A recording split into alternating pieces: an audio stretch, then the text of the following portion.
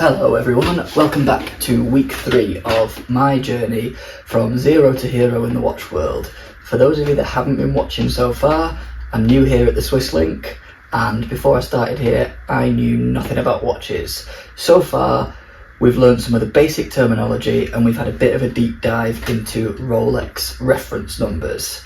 Today we're going to talk about authenticating these watches. The two I've got in front of me I bought this week for the company, and we're going to talk about exactly how I knew they were correct and a good buy for us. So we're going to run through what's in the boxes, what to look for in the boxes, and what the term full set really means. We're going to look at some cards. I've got a couple in front of me, some real ones and some not so real ones, and we're going to look at the watches themselves, just so we can have an idea of what it is that I've been learning. I'm going to run through some of the tools that I've been using to do this as well. Stay tuned and we'll see where we get to with these. So a term that we use a lot on a day-to-day basis is full set, and I had a vague idea of what full set meant before I started in this world, but I wasn't entirely sure. It wasn't until I started to get my hands on these boxes, all day, every day, that I really learned what this means. So I've got two boxes here in front of me. I've got the slightly older Rolex box with a cream outer box here, and I've got the 2025 box. We know that because it's green.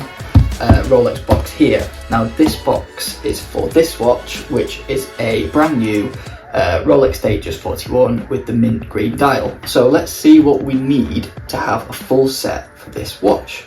Well, we need an inner and an outer box. So we've got the green outer box, and we've also got inside the green inner box.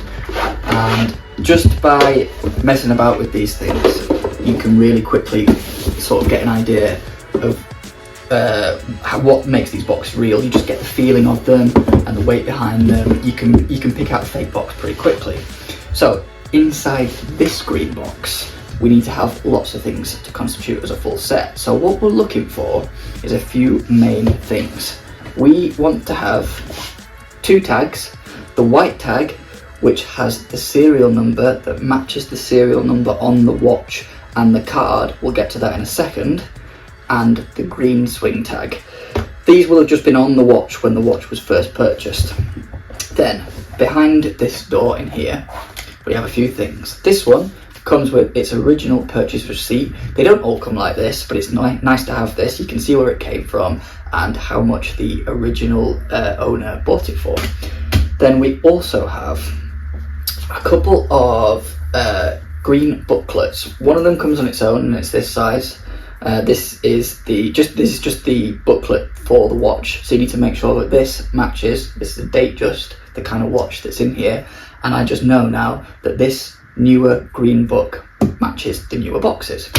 We also have the service guarantee manual, and this is the same green as the booklet for the watch. Again, we just know now that this is the newer style, so this comes with this kind of box. We also get a green wallet that holds the warranty card. Now, as I was saying before, this warranty card has a serial number on the back of it. We need to make sure that this serial number matches the serial number on the white swing tag. So we know that this swing tag is from this watch, and we then need to check that those serial numbers match the serial number on the watch, which we'll talk about it in a moment, but you can see around 6 o'clock at the bottom of the inside of the watch. So that is what we're looking for inside one of these boxes to make sure it's a full set. It's the same with these, it's just they have a different outer colour box. But apart from that, we're looking for the same thing inside. So, a tool we're going to need now going forward to talk about the card is one of these. All this does is it emits a UV light, and we're going to use this to check the card and some other bits of the watch. So, let's talk about the warranty cards a little bit more in detail then. I've got 3 in front of me here. From the left, we've got the oldest style card that was produced between 2008 and 2014-ish. Then we have the middle card, which was produced between 2015 and 2020, and then on the right we've got the most up-to-date card. This is the card from the date just we've been talking about already. So what's the difference in all of these? Well, on the oldest ones, they're double-sided. They have the reference number and the serial number on one side, and on the back they have the date that the card was issued and where it came from. Similarly, the one in the middle, the white card, has the model number and the serial number on here, and on the back it has that date and where it came from. And on the newer ones, it's all on one side, so we just have the green card, and on the other side of it, that's where you find the details of the watch. Now, a cool thing on these warranty cards is if you run a UV light over parts of them, you can see that the word Rolex comes up. Now, this happens on all of them, just in slightly different places. So, along the top of the oldest style card, in the corner here, on the middle card, and just above the model number on these more modern cards. And you can see here, on this one, if we run our pen along, you can see that that gold Rolex sign is placed on top of the bit that lights up with the UV. Now then, I've got one of these old cards here. This one is not quite as real as this one. You can see that the bit that's picked up with the UV is even being able to see with the naked eye here. So if I run the light across here now, you can see straight away that that gold Rolex disappears when I do that. So this is a really quick indication on these old cards here that that is a fake card. Now, you'll be able to pick up the same things on these newer cards. I just don't have a fake example here, but these ones here are all proper real Rolex cards. Another very cool giveaway on these middle style cards are these green lines here.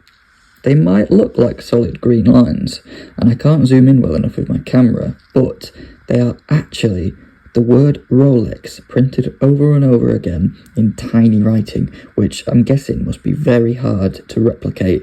So it's another dead quick giveaway as to whether one of these is real or fake. Another cool trick you can play with one of these UV lights, if you run it over a GMT Master 2 Pepsi, you can see the bezel is actually all red. So, unfortunately, this leads me on to Harry's Mistake of the Week. Didn't want to make this part of the episodes, but it definitely is becoming a part of the episodes. So we talked about these cards and the new and the old style cards. A new style green card in here, and the slightly older style card is here. Now, I bought a Wimbledon, a 2020 Wimbledon for us the other day, and I offered somebody a price on that Wimbledon before I'd checked if it was coming on the older or the newer style card. So I offered them too much money, really. Luckily, we managed to get away with it, but you can see how mistakes like that could creep in.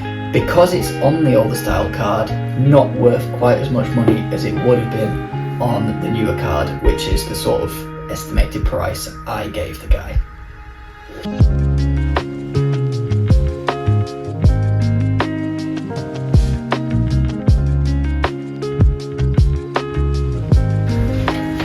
So what about the watch itself? What am I looking for on here? Well, some quick giveaways. One is the serial number.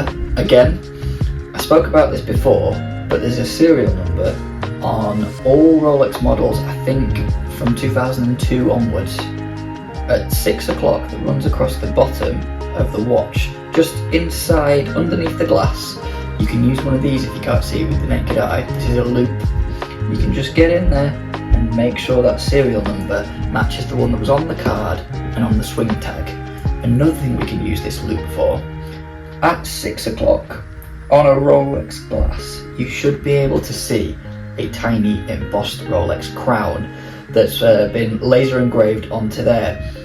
You don't often get these on fake glasses, so if you can see that, it means it's definitely got a genuine Rolex glass on here. Doesn't necessarily mean the watch is fake. If it doesn't, it might have just had a new glass put on that's not a Rolex glass, but this, you can tell, is a real Rolex glass. Some other things I'm looking for, not necessarily to authenticate this watch, but make sure the watch is running correctly and making sure it's running as it's supposed to be, are little things like making sure the date changes when I've got the crown out to the date changing position. I want to make sure the time changes smoothly, and I want to make sure it's ticking. So obviously we're looking at automatic Rolex watches, we want to make sure we've got a smooth ticking rather than a tick, tick, tick, which would definitely tell us it's a fake watch straight away. Other things I'm looking for, I want to make sure that there's no scratches on the crystal. I want to make sure there's no scratches on a lot of the watch really. I'm looking at the clasp, I'm looking at the lugs and the shoulders of the watch. As near to perfect as it can be is what we're looking for, but just making sure everything on this watch works as it should is really important. What you can do is take the back of a watch off to get a good look at the movement and make sure the caliber number on the movement matches what's supposed to be inside a watch of certain ages. But just looking outside of the back, these are the things I'm looking for.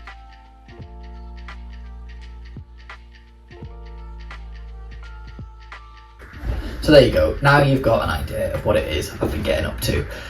Learning to authenticate these things wasn't easy, still isn't easy, but just getting into the habit of checking all of the little details every time means that you're not making many mistakes like I did with the older card on a Wimbledon.